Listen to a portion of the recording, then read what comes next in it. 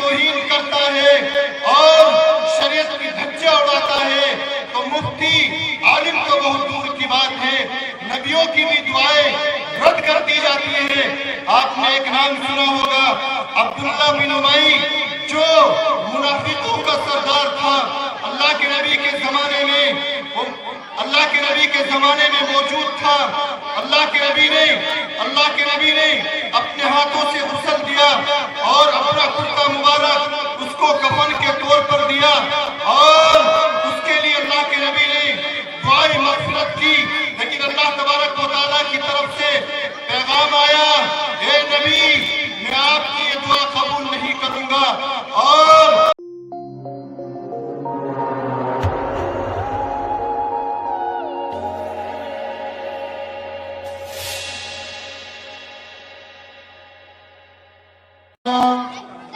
سادتنا وكبراءنا فأضلونا السبيلا ربنا آتهم ضعفين من العذاب ولعنهم لعنا كبيرا۔ صدق اللہ العظیم۔ انتہائی قابل احترام بزرگوں، نوجوانوں اور پیارے بچوں اور اسٹیج پر تشریف فرما معزز مکرم حفاظ کرام اور علماء دین، جیسا کہ ابھی کچھ دیر پہلے مولانا شاداب صاحب آپ حضرات کے سامنے بتلا رہے تھے کہ اس گھڑی کا، اس لمحے کا ہم سبوں کو شدت سے انتظار تھا اور یہ دربار کی، آپ کے محلے کی یہ روایت رہی ہے، آپ کا یہ دستور رہا ہے کہ جب بھی آپ کے یہاں حضرت مولانا شاداب صاحب نے دینی پروگرام منعقد کرایا اور اپنے دور دراز سے جو مہمان اعظام اور علماء کرام آپ کے بیچ یہاں آتے ہیں، آپ ان کا خوش دلی کے ساتھ استقبال کرتے ہیں اور ان کی مہمان نوازی کرتے ہیں۔ آپ کی مہمان نوازی صرف یہ نہیں ہے کہ جو آپ کے یہاں علماء کرام آئے آپ ان کو اچھے اچھے ناشتے کرائے یا اچھے اچھے کھانے کھلائے، صرف یہی مہمان نوازی نہیں ہے، بلکہ آپ کی اصل مہمان نوازی،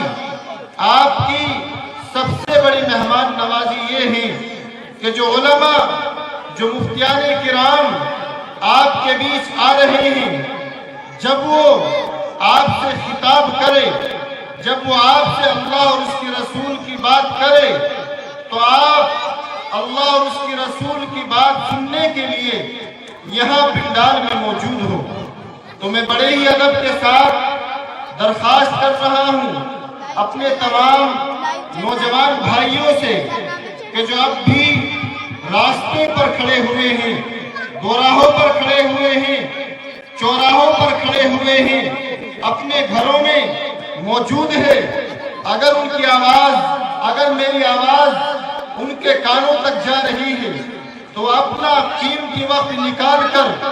آپ جلسہ گاہ میں تشریف لے آئے، کیونکہ میرے دوستو یہ ہم سب کے لیے خوش نصیبی ہے کہ آج اللہ نے ہمیں یہ موقع عنایت فرمایا ہے کہ ہم سبوں کے سامنے اللہ اور اس کے رسول کی بات ہو رہی ہے۔ یقیناً جب کوئی دنیاوی مجلس، کوئی دنیاوی پروگرام ہمارے یہاں ہوتا ہے اور کوئی ادنا سا، کوئی چھوٹا سا آدمی اگر ہمارے گھر کے باہر ایک چھوٹے سے جانور کو لے کر کے آ جائے اور وہ اس کا کھیل دکھانا شروع کر دے تو ہم میں سے ہی اکثر افراد، اکثر لوگ اپنے کام کو چھوڑ کر اس ادنا سے آدمی کے کھیل کو دیکھنے کے لیے، اس ادنا سے جانور کے کھیل کو دیکھنے کے لیے راستوں پر بھیڑ لگا دیتے ہیں اور وہاں جمع ہو جاتے ہیں۔ لیکن اگر مجھے اور آپ کو یہ کہا جائے کہ آؤ اللہ اور اس کے رسول کی باتوں کو سنو، اللہ کے پیغام کو سنو، قرآن کریم کے پیغام کو سنو، اللہ کے نبی کی حدیث کو سنو، تو میرے دوستو یہ ہماری بد نصیبی کی بات ہے کہ ہم اللہ اور اس کے رسول کی باتوں کو نہ تو سنتے ہیں اور نہ سننے کے لیے جمع ہوتے ہیں اور نہ ہمارے اندر کسی بھی طرح کی دلچسپی دیکھنے کو ملتی ہے۔ تو اپنی بات شروع کرنے سے پہلے یہی درخواست کر رہا ہوں کہ آپ جب تک بھی یہاں جلسہ گاہ میں رہیں، اللہ اور اس کے رسول کی بات کو سنیں، اللہ کے پیغام کو سنیں، دل کے کانوں سے سنیں، توجہ کے ساتھ سنیں۔ آپ کے درمیان آج دہلی سے چل کر عظیم المرتبت شخصیت مفتی عبدالسمیع صاحب تشریف لا رہے ہیں، جو انشاءاللہ کچھ دیر کے بعد آپ کے درمیان تشریف لے آئیں گے۔ تو میں اپنی بات کو شروع کر رہا ہوں۔ میرے دوستو، اگر آج کے اس زمانے کے اندر، اگر آج کے اس دور کے اندر ہم اپنے مسلمان بھائیوں کی زندگی کے حالات کا جائزہ لیں اور ان کی زندگیوں کو دیکھیں، ان کا رہنا سہنا دیکھیں، ان کا کھانا پینا دیکھیں، ان کے کاروبار دیکھیں، آج کا مسلمان چاہے وہ دینی میدان ہو، چاہے وہ کاروبار کا میدان ہو، چاہے وہ گھریلو میدان ہو، آج کا مسلمان ہر میدان میں پیچھے ہو چکا ہے۔ آج کا مسلمان ہر میدان میں بالکل پیچھے ہوتا جا رہا ہے۔ کیا وجہ ہے کہ مسلمان تو وہ تھا کہ جس کے بارے میں اللہ تبارک و تعالیٰ نے قرآن کریم کے اندر فرمایا تھا وَأَنْتُمُ الْأَعْلَوْنَ إِن كُنْتُم مُؤْمِنِينَ۔ مسلمان تو وہ تھا کہ جب تم جنگلوں میں رہا کرتے تھے، جب تم جھوپڑیوں میں رہا کرتے تھے، جب تمہارے پاس کھانے کی فراوانی نہیں تھی، جب تمہارے پاس رہنے کے انتظامات نہیں تھے، لیکن اس کے بعد بھی اس دور کا مسلمان اس دنیا کے اوپر غالب تھا اور آج کا مسلمان مغلوب ہے۔ اگر آپ اس کے اوپر غور و فکر کریں، آپ سوچیں کہ کیا وجہ ہے، تو پتہ یہ چلتا ہے میرے دوستو کہ آج کے مسلمان کی زندگی قرآن و حدیث کے خلاف آج کا مسلمان زندگی گزار رہا ہے۔ اللہ کی نافرمانی کر کے، نبی کے فرمان کو پسے پشت ڈال کر کے، اللہ کے پیغام کی پرواہ کیے بغیر آج کا مسلمان زندگی گزار رہا ہے۔ میرے دوستو، اللہ تبارک و تعالیٰ نے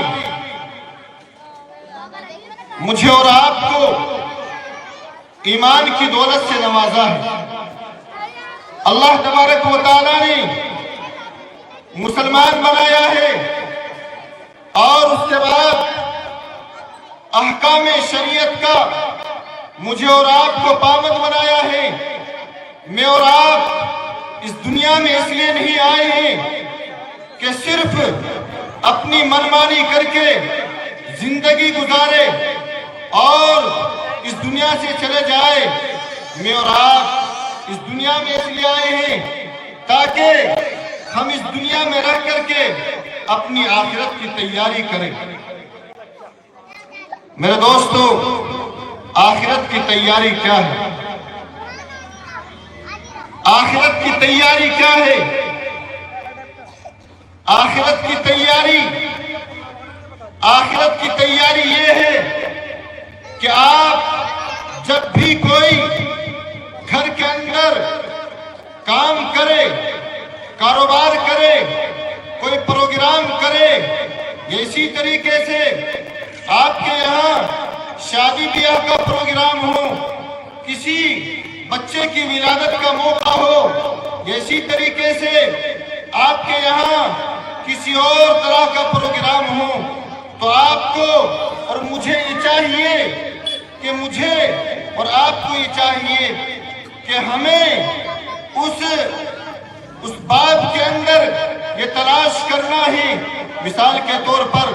اگر ہم گھر کے اندر شادی کر رہے ہیں تو مجھے اور آپ کو معلوم ہونا چاہیے کہ اسلام کے اندر شادی کرنے کا طریقہ کیا ہے۔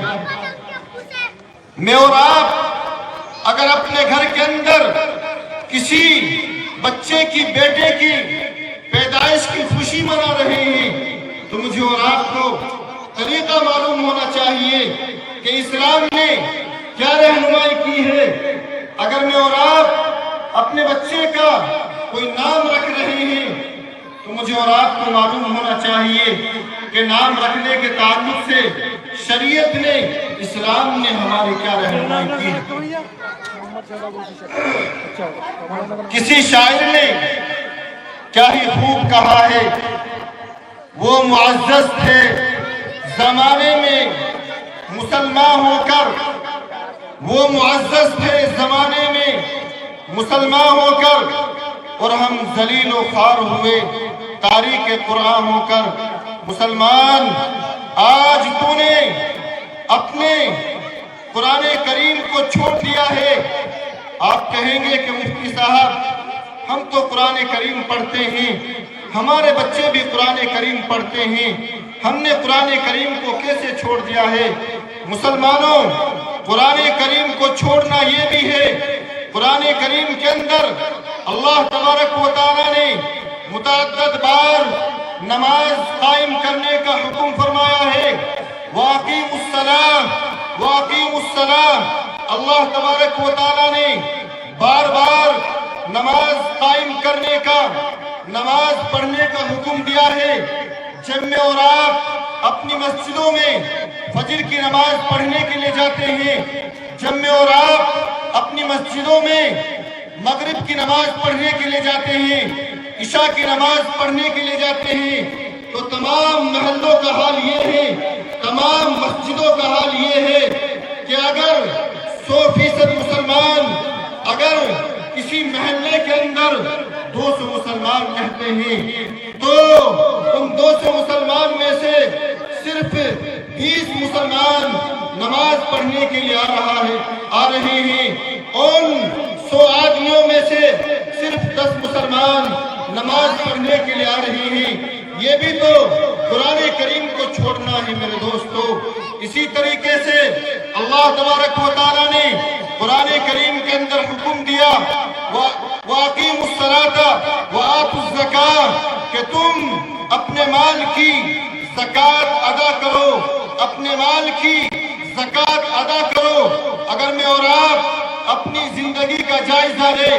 اگر میں اور آپ تمام مسلمانوں کے حالات کا سروے کرے کہ کتنے مسلمان ایسے ہیں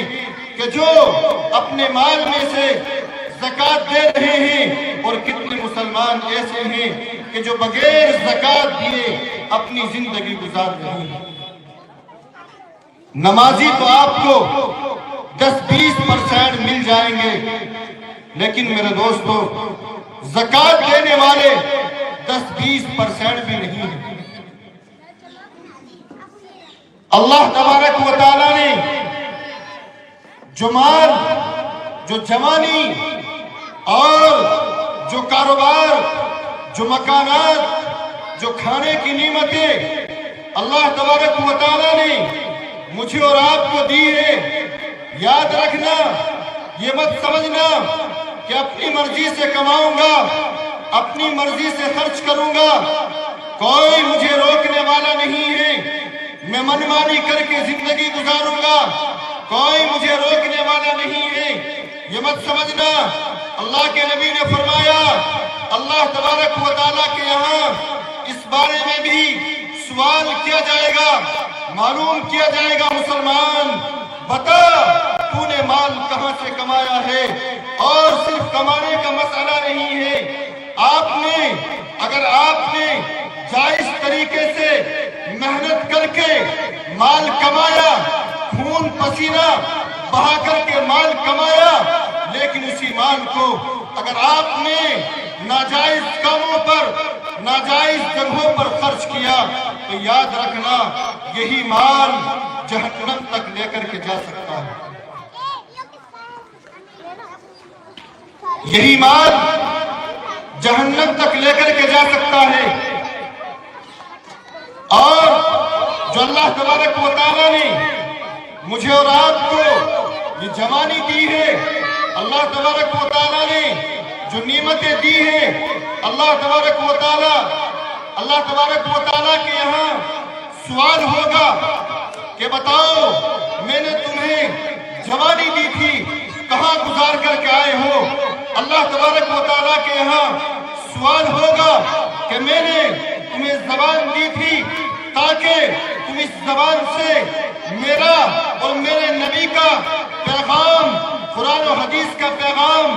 دوسروں تک پہنچا سکو۔ بتاؤ اپنی زبان کو کتنا صحیح استعمال کیا؟ میں اور آپ اپنے بارے میں جانتے ہیں،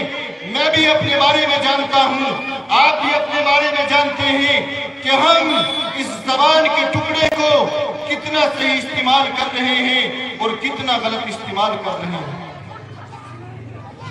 اگر آپ دیکھیں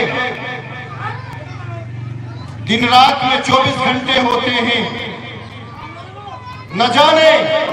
24 گھنٹوں میں اپنی زبان سے کتنے گناہ ہم کرتے ہیں، جھوٹ ہم بولتے ہیں، غیبت ہم کرتے ہیں، چغلیاں ہم کرتے ہیں، اپنی زبان سے دوسروں کو برا بھلا ہم کہتے ہیں، اپنی زبان سے دوسروں کی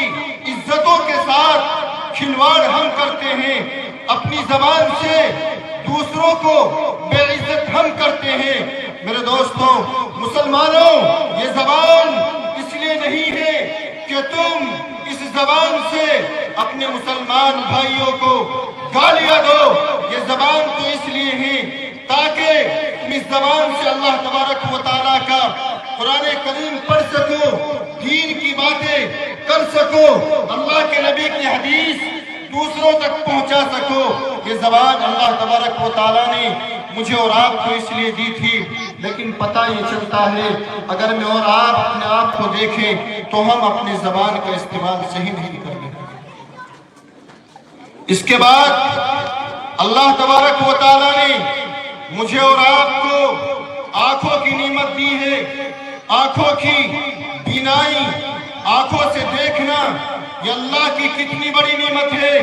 آپ اس کا اندازہ نہیں لگا سکتے ہیں،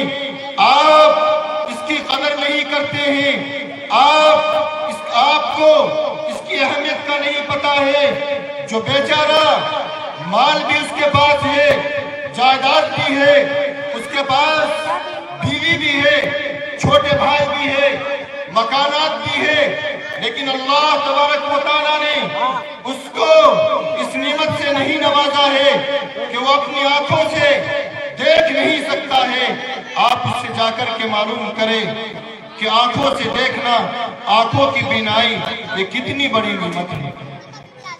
آپ اس سے جا کر کے معلوم کریں۔ میں آپ سے سوال کر رہا ہوں کہ جو آنکھ اللہ تبارک و تعالیٰ نے ہمیں دی ہے، اگر آپ سے کوئی یہ آ کر کے کہے کہ بتاؤ میں آپ کو 1 لاکھ نہیں، 2 لاکھ نہیں، 3 لاکھ نہیں، بلکہ 10 لاکھ روپے دے رہا ہوں،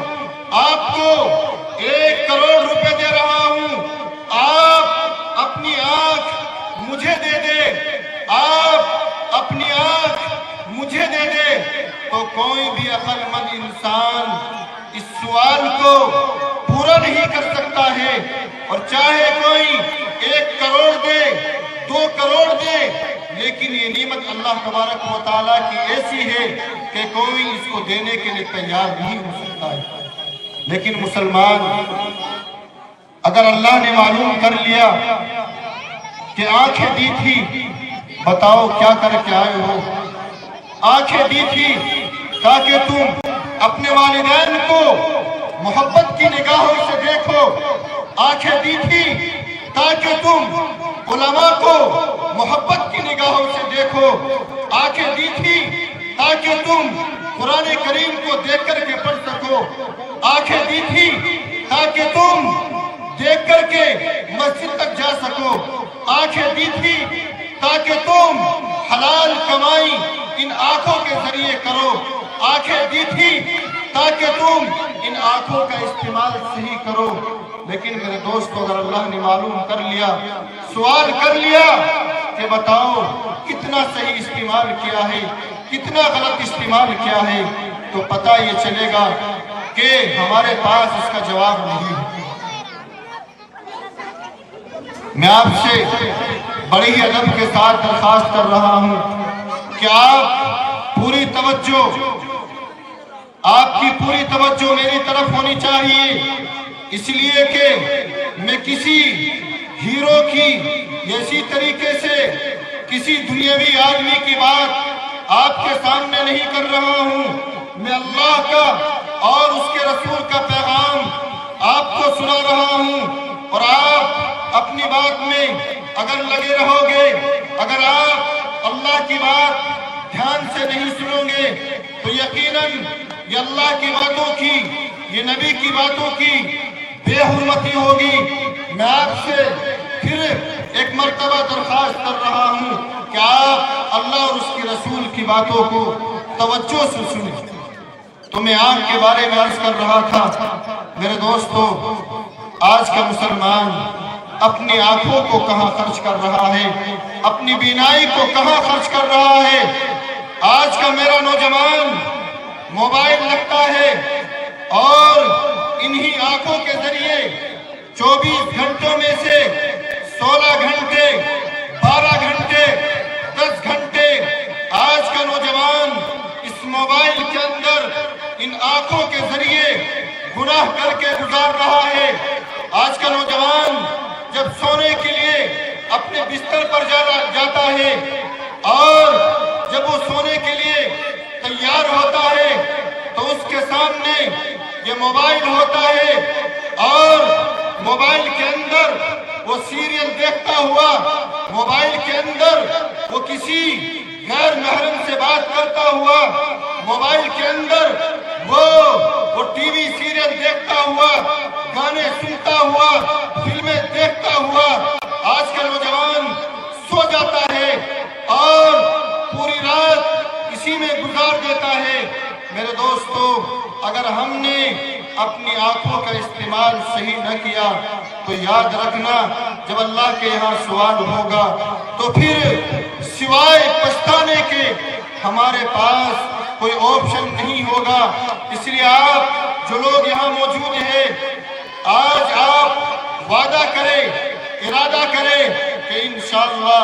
ہم اپنی آنکھوں کا استعمال صحیح کریں گے، انشاءاللہ کریں گے بھائی انشاءاللہ۔ ایک واقعہ میرے ذہن میں آ رہا ہے، بد نظری کا گناہ۔ آج کا مسلمان، آج کا نوجوان بد نظری کے گناہ میں ملوث ہے، بد نظری کے گناہ میں پھنسا ہوا ہے، اور یہ میرے بچے جن کی عمر ابھی 15 سال ہے، جن کی عمر ابھی 20 سال ہے، جن کی عمر ابھی 18 سال ہے، آج کا نوجوان بد نظری کے گناہ میں پھنسا ہوا ہے۔ وہ اپنی ان آنکھوں کے ذریعے غیر محرم عورتوں کو دیکھتا ہے۔ اللہ کے نبی صلی اللہ علیہ وسلم کی آپ حضرات کو ایک حدیث سناتا ہوا چلوں۔ اللہ کے نبی نے فرمایا کہ زنا ایک قرض ہے۔ قرض کا مطلب آپ سمجھتے ہیں کہ اگر آپ نے کسی سے کوئی قرض لیا، آپ نے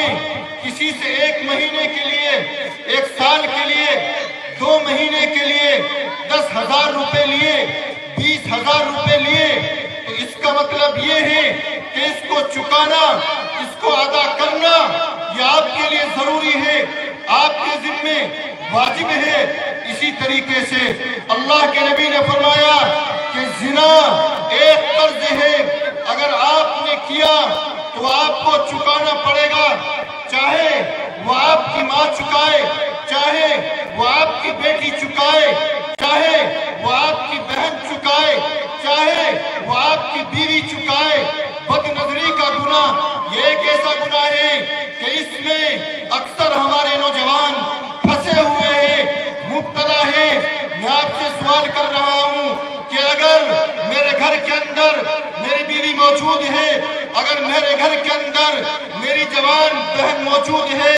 اگر میرے گھر کے اندر میری ماں موجود ہے، تو میری چاہت یہ ہوتی ہے، میری منشا یہ ہوتی ہے کہ کسی غیر محرم کی نظر میری بیوی کے اوپر نہ پڑے۔ میری چاہت یہ ہوتی ہے کہ کسی غیر محرم کی نظر میری بہن کے اوپر نہ پڑے۔ میرے دوستو، جو غیر محرم جو عورت آپ کے سامنے آ رہی ہے، وہ کسی کی بہن ہے، وہ کسی کی بیوی ہے، وہ کسی کی ماں ہے۔ جب آپ یہ چاہتے ہیں کہ کسی غیر محرم کی نظر میری گھر کی عورتوں پر نہ پڑے، تو آپ کو یہ کس نے حق دیا ہے کہ آپ کسی کی بہو بیٹیوں کو، آپ کسی کی بہن کو، آپ کسی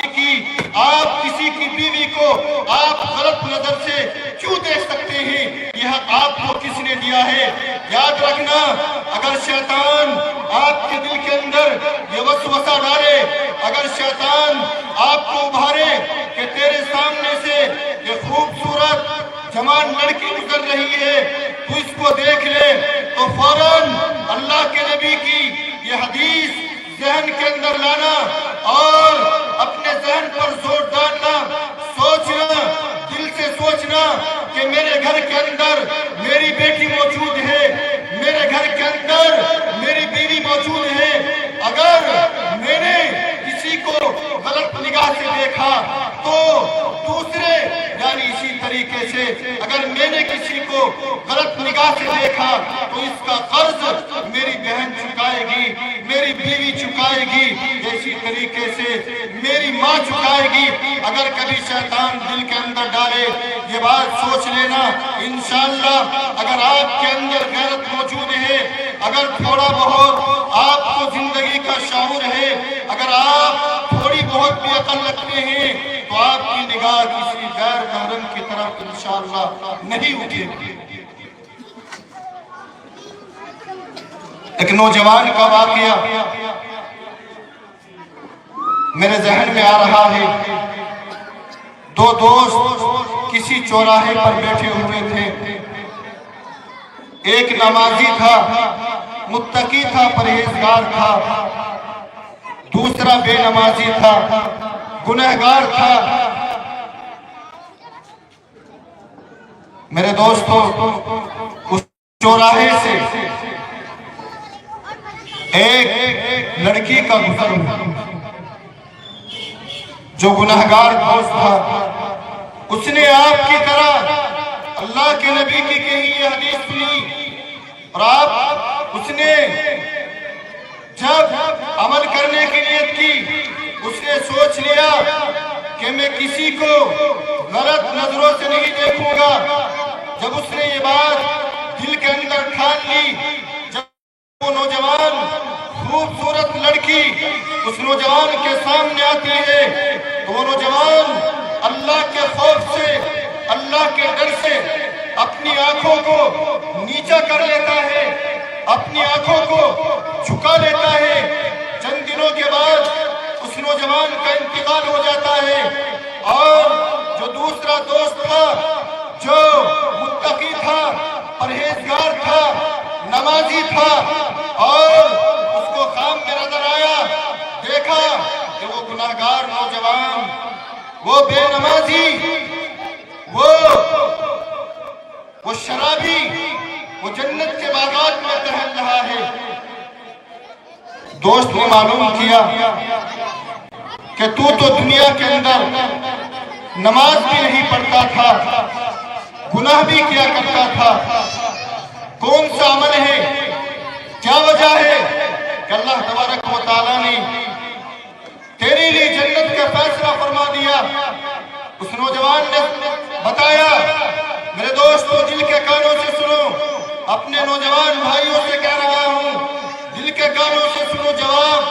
اس نوجوان نے بتایا کہ بھائی جان، بات دراصل یہ ہے کہ ایک مرتبہ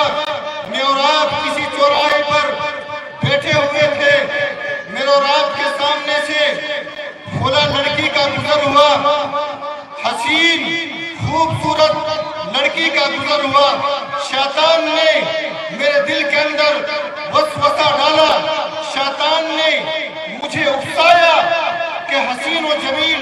خوبصورت لڑکی یہ تیرے سامنے سے گزر رہی ہے، تو اس کو دیکھ لے۔ لیکن اللہ کا ڈر میرے دل کے اندر بیٹھ چکا تھا۔ میں نے یہ حدیث سن لی تھی کہ زنا ایک قرض ہے، اللہ کے ڈر کی وجہ سے میں نے اس لڑکی کو نہیں دیکھا، اللہ کے ڈر کی وجہ سے میں نے اپنی آنکھوں کو نیچا کر لیا۔ اللہ تبارک و تعالیٰ نے میرا یہ عمل اتنا پسند کیا،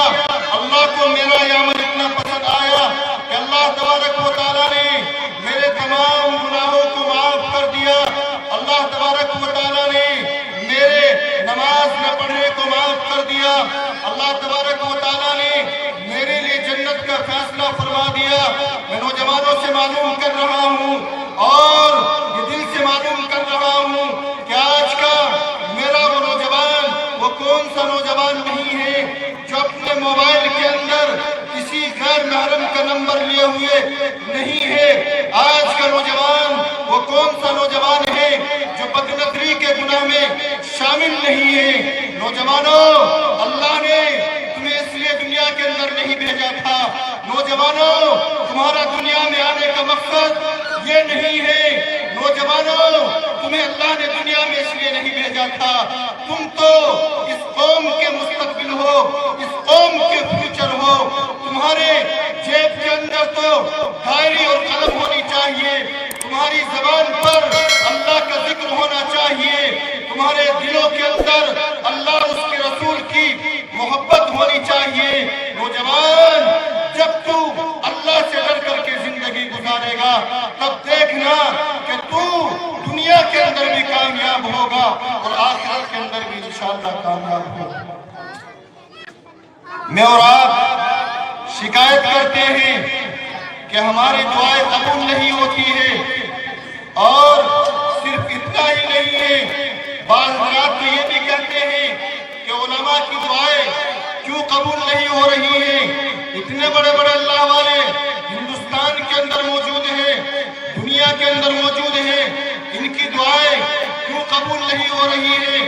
میں آپ کو بتلا رہا ہوں، میں آپ کو اس سوال کا جواب دے رہا ہوں۔ علماء، مفتیان کرام، حفاظ کرام، یہ تو بہت دور کی بات ہے جب اس زمین پر آپ مسلمان گناہ کرتا ہے، اللہ کی نافرمانی کرتا ہے، نبی کی توہین کرتا ہے اور شریعت کی دھجیاں اڑاتا ہے، تو مفتی عالم تو بہت دور کی بات ہے، نبیوں کی بھی دعائیں رد کر دی جاتی ہیں۔ آپ نے ایک نام سنا ہوگا، عبداللہ بن ابی، جو منافقوں کا سردار تھا، اللہ کے نبی کے زمانے میں موجود تھا۔ اللہ کے نبی نے اپنے ہاتھوں سے غسل دیا اور اپنا کرتا مبارک اس کو کفن کے طور پر دیا، اور اس کے لیے اللہ کے نبی نے دعائیں مغفرت کی۔ لیکن اللہ تبارک و تعالیٰ کی طرف سے پیغام آیا، اے نبی، میں آپ کی یہ دعا قبول نہیں کروں گا، اور صرف ایک مرتبہ نہیں، استغفر لہم او لا تستغفر बार नहीं, 2 बार नहीं, 3 बार नहीं, अगर आप 70 मर्तबा भी इनके लिए मग़फ़िरत की दुआ करोगे, मैं कबूल नहीं करूंगा। क्यों? इसलिए कि इन्होंने तुम्हारी तौहीन की है, तुम्हारी बात नहीं मानी है,